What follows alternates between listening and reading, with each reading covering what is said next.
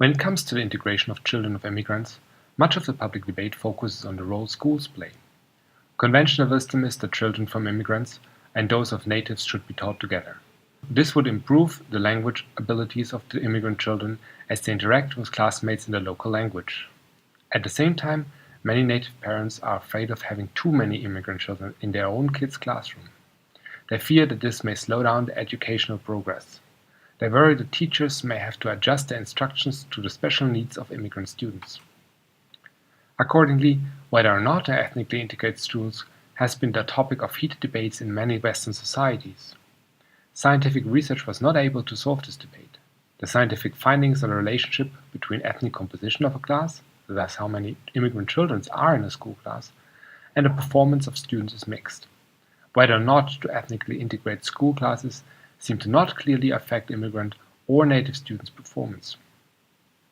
As a consequence, ethnic integration of schools seems to become a less important tool when it comes to integration policies. For instance, the Dutch government decided in 2011 to no longer support measures that are meant to ethnically integrate schools. Obviously, advocates of school integration were less than happy with this decision. What the debate has been overlooking, so the argument, was the social effect of school integration. School integration may not affect students' educational performance, but it certainly does reduce prejudice about other ethnic groups and promote inter-ethnic friendships. Ultimately, school integration fosters social cohesion of a society that tend to consist of more and more immigrants.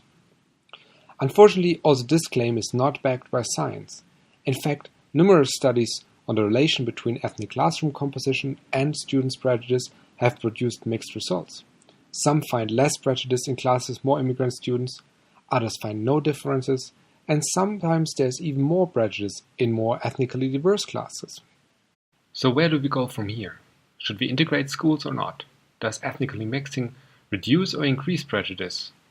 And why are the results of scientific research so inconsistent? These are the questions I try to answer in my research. The argument I'm making is that behind every classroom, every group of people, there are social networks. Think of friendship networks, networks of helping relationships, and also networks of negative relationships, such as between bullies and their victims. Research on intergroup relationships has only begun to examine how these networks affect the social processes in school classrooms. I think that the answer to the questions I've raised can be found if we better understand what is going on in the social networks. That's why I study how networks evolve and how they affect people. My research focuses also on how we can measure social networks and how these networks may explain the contradicting findings in the past. Please have a look at my CV to get an overview of past publications and ongoing studies on these topics.